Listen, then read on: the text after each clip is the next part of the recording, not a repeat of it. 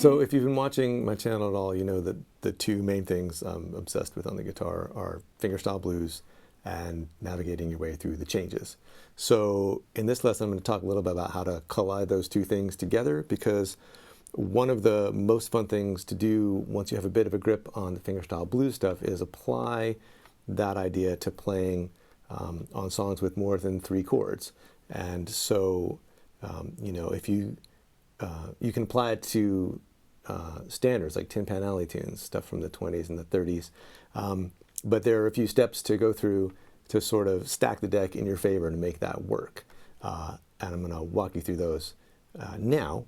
But basically the idea is pick the right kind of song, because there's all kinds of standards and some of them are more complicated than others. So pick ones where maybe at least at the beginning, pick ones where the chords go by a little slower. Maybe not, you know, a chord change every 2 beats, but maybe a chord change every 2 bars. So hunt for one of those. And then put it in a guitar-friendly key.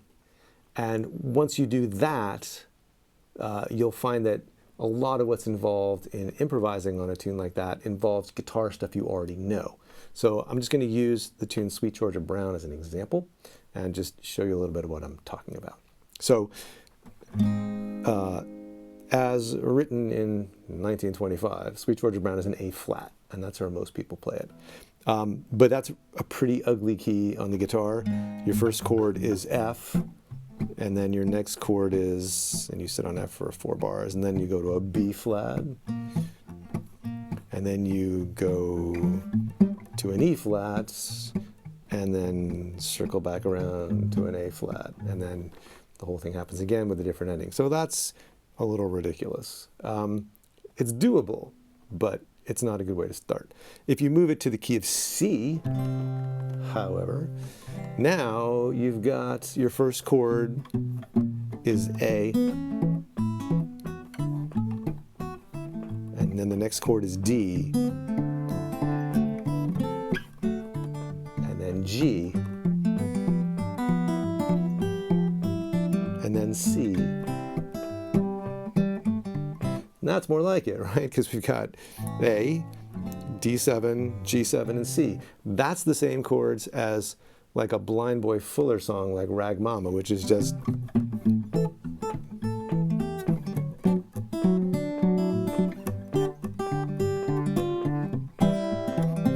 So 4 chords basically. And then in the second section of the tune, it does go now in this key, Sweet Georgia Brown, and the last 8 bars would go to A minor to E7,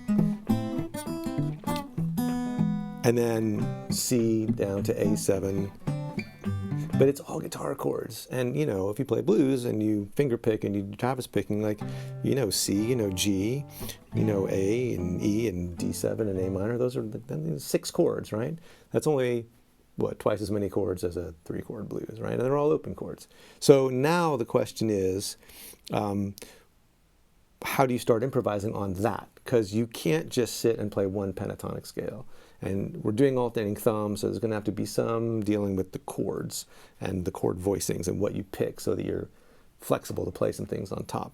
Now, because this is basically just a cycle of dominant chords, it's an A7, which is the 5 of D7, which is the 5/7 of, which is the 5 of G7, which is the 5 of C. So all these dominant chords, for each dominant chord, we can basically use the swing scale to play over it. And the swing scale is just my name for like the collection of notes. It's basically like a Mixolydian scale sound with a couple of blues notes thrown in. And actually there's a video in the series on playing the changes elsewhere floating around on this channel. And you can check that out for a more detailed explanation about what the swing scale is and how to start improvising with it, just as a single note thing for soloing when someone else is playing the chords, you know, as just a jazz improvising kind of thing or blues improvising thing. But now we're going to apply that to finger picking. And so in A, and the idea is we'd use a different swing scale for each dominant chord, right? So for A7, we'd have an A swing scale.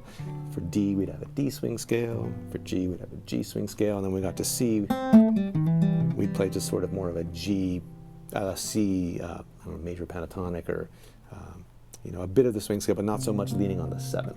So a different scale for every chord. And here we'd start off with Here's the root, the second, the flat third, the fourth, the flat 5, the 5th, the 6th, the flat 7, and the root. All those notes sit really nicely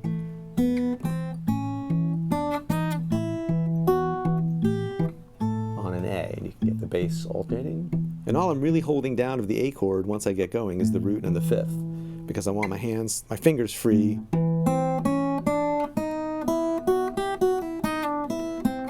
And you got to be a little flexible about what's holding down the 5th. So if you're starting to improvise over a chord, you have to be able to kind of picture the chord voicing, but really just worry about holding down the bottom end and do whatever it takes in terms of the way you're fingering that bottom end of the chord so you can get the notes you want on top. And you can practice it all different kinds of ways, just getting the alternating bass going and playing simple rhythms on top, or you can take licks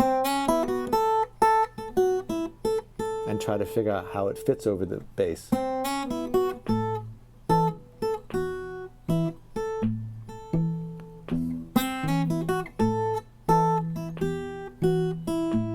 And that's a good exercise, is to take phrases you like and work them out. It's good to come at it from both directions, like the sort of disciplined, like, oh, here are the notes I want to play over my alternating thumb. And then go, well, here's a cool lick. Can I make it work over the thumb? And just plot it out. And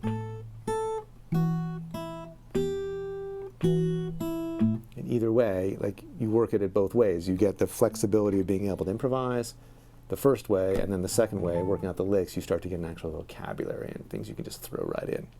So that's A. Now we go to D, and we're like, well, can we get the same scale? And we can't get it from the root, but here's the root, D. And to be the most flexible melodically, it kind of pays to play the D in this sort of Delta blues chord inversion, right? With the D7 with the F sharp in the bass. And so we're going to alternate between the 6th string and the 4th string. And here's the root. 2, flat 3, 3, 4, and 5 is up here. But going down, we've got the root, the flat 7, the 6, and the 5. So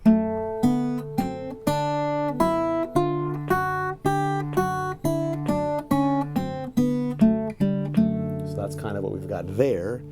And if you want to get up as far as the 5th, you could grab this chord voicing, root and 3rd and flat 7. And 5th on top, and then the thumb would alternate between the 5th string, 4th string, open 5th string, and 4th string. And you could go from here, that sounds a little ugly, maybe just jump right down to the 3rd. And again, try to find some licks.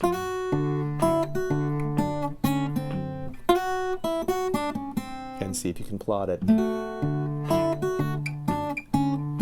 over the bass. Then we're into G, and G is going to sit pretty nicely.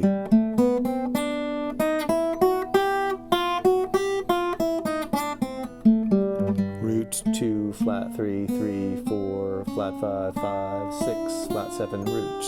And if you want to make it sound more 7th-y, instead of alternating between the root and the 5th, you could put the flat 7 down here on the 3rd fret of the 4th string and alternate like that.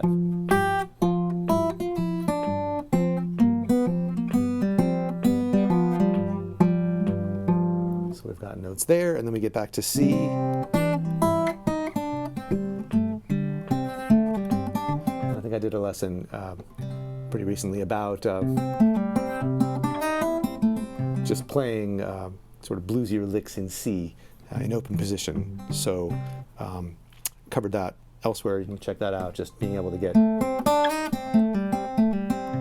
licks that sound bluesy, but they still sound stable, and they over the 1 chord. So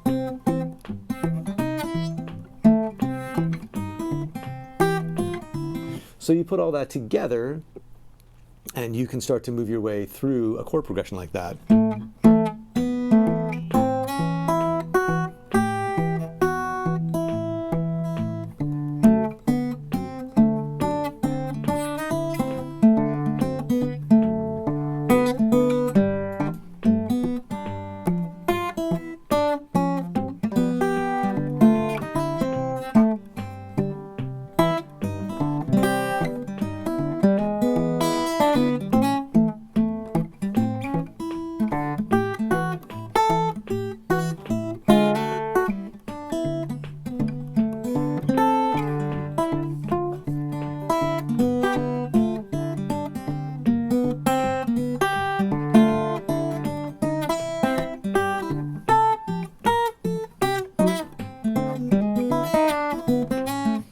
And that's, I didn't actually go to the second ending there because we haven't talked about that yet, but you can keep it pretty simple and just try to find little melodies. You can leave a lot of space.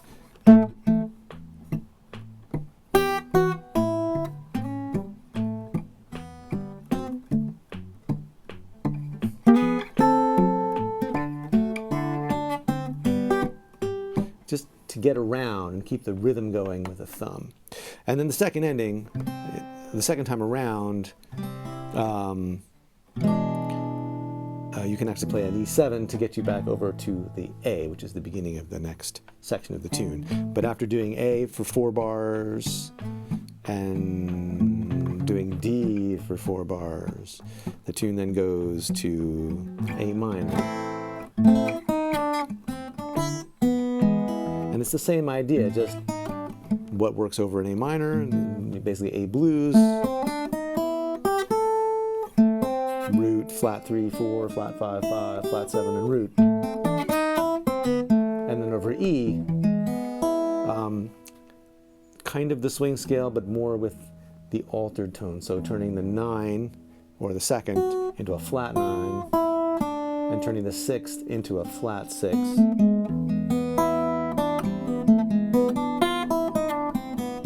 There's a lesson also about playing in blues in A minor, and that covers some of this stuff too.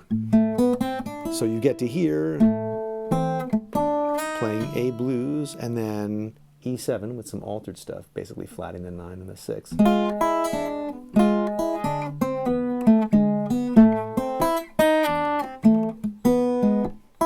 you're back to C.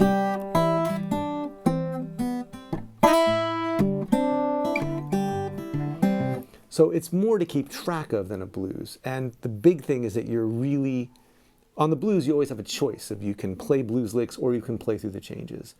On a tune like this, because of the constant cycling of the chords, you can play blues over the 1, and you can play bluesier in some places, but you do kind of have to keep track of the chords and play bluesy licks that relate to each chord, which is where the swing scale comes in. I mean, as long as you're playing flat 3rds and 7ths,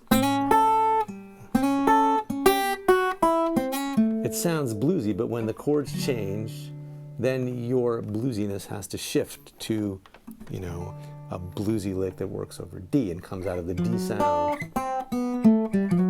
And so it's that change in thinking that really matters the most. So getting back to the original premise, it's, you know, if you want to play on tunes like that, pick them carefully. This one's a great one to start with because the chords take so long to change.